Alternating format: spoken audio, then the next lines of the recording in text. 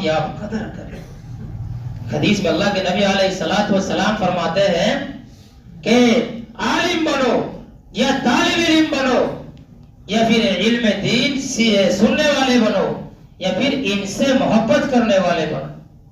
پانچویں نہ بنو، یعنی ان سے بغض رکھنے والے نہ بنو. کتابوں کے اندر ایک واقعہ لکھا ہے، مولانا جمیل الرحمان صاحب شیخ الحدیث دارالعلوم دیوبند اور نائب مفتی، حضرت مدنی علیہ الرحمہ کے سلسلے میں حضرت مدنی مولانا حسین احمد مدنی رحمت اللہ علیہ، ان کی شخصیت سے ہم سب واقف ہیں. ہندوستان کی آزادی میں اپنی جان کو قربان کرنے والے، اپنی جان کو نچھاور کرنے والے، قربانی دینے والے حضرت مولانا حسین احمد مدنی رحمت اللہ علیہ. ان کے بارے میں لکھا ہے کہ وہ تقسیم ہند کے مخالف تھے، تقسیم ہند کے مخالف تھے، اور اس کی وجہ تھی کہ اگر ہندوستان تقسیم ہو گیا تو مسلمانوں کی طاقت تقسیم ہو جائے گی.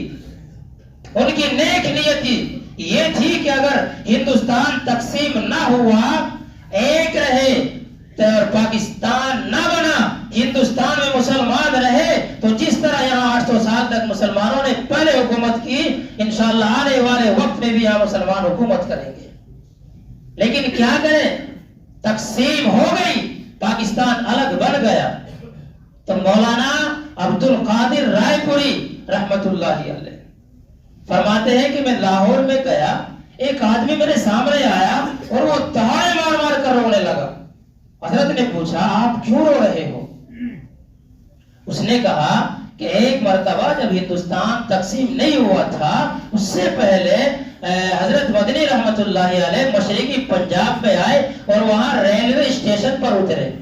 جیسے ہی وہاں آپ اترے تو آپ کے اوپر لوگوں نے پتھر پھینکنے شروع کر دیے اور آپ کو گالیاں دینی شروع کر دی. ان میں سے ایک میں بھی تھا. میں نے بھی حضرت مدنی رحمت اللہ علیہ کو پتھر مارے اور گالیاں دی، اور ستم تو یہ کیا میں نے کہ میں ننگا ہو کر اپنے کپڑے نکال کر اور حضرت کی توہین کی وجہ توہین کرنے کی نیت سے ان کے سامنے جا کر میں ننگا ناچنے لگا، توہین کرنے کی نیت سے. اور پھر آگے بتایا کہ میرے ساتھ کیا ہوا.